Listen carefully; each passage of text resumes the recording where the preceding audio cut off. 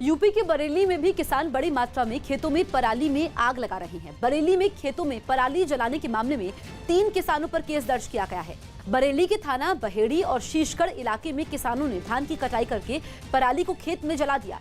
पराली जलने से निकले धुएं से बढ़ते प्रदूषण को देख गांव के लोगों ने पराली जलाने का वीडियो बनाया, उसे सोशल साइट पर वायरल कर दिया। खेत में जल रही पराली के वीडियो को देखकर पुलिस कार्रवाई करते हुए 3 किसानों पर FIR दर्ज कर चुकी है।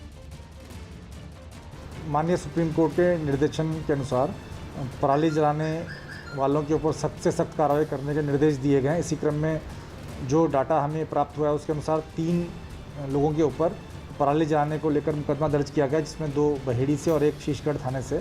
इसमें पर्यावरण प्रदूषित करने की धाराओं में मुकदमा पंजीकृत किया गया।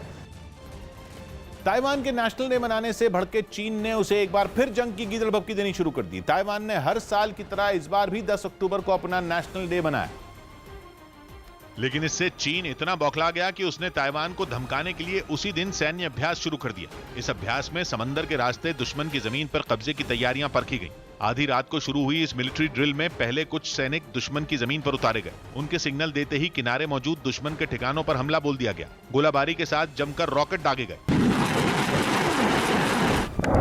गोलाबारी के बाद समंदर में मौजूद जंगी बेड़े ने भी मोर्चा संभाल लिया। जहाजों में मौजूद सैकड़ों सैनिक खास तरह के टैंकों की मदद से किनारे तक पहुंच गए और दुश्मन पर हमले का अभ्यास किया। चीन के इस सैन्य अभ्यास को उसकी ताइवान पर कब्जा करने की तैयारियों से जोड़कर देखा जाने लगा। हालांकि ताइवान ने चीन की धमकियों की परवाह किए बिना अपना नेशनल डे मनाया। इस दौरान ताइवान ने भी अपनी ताकत दिखाई और चीन की तरफ से कोई भी हमला होने पर मुंहतोड़ जवाब देने की चेतावनी दी। पटना में रामलीला और रावण वध कार्यक्रम नहीं होंगे। पटना में जिला प्रशासन ने रामलीला और रावण वध के कार्यक्रम की इजाजत नहीं दी, जिसके बाद अब वहां वर्चुअल तरीके से रावण वध कार्यक्रम किया जाएगा। इससे पहले कोरोना के खतरे की वजह से प्रशासन ने दुर्गा पूजा के आयोजन पर भी रोक लगा दी थी। गुजरात के मेहसाणा में एक गाड़ी नहर में गिर गई। इस गाड़ी में 5 लोग सवार थे, जिनमें एक महिला को बचा लिया गया, जबकि बाकी लोगों की खोजबीन के लिए तलाशी अभियान चलाया गया। MP में मंदसौर जिले के सुवासरा उपचुनाव में प्रचार के दौरान सियासी बयानबाजी तेज हो गई।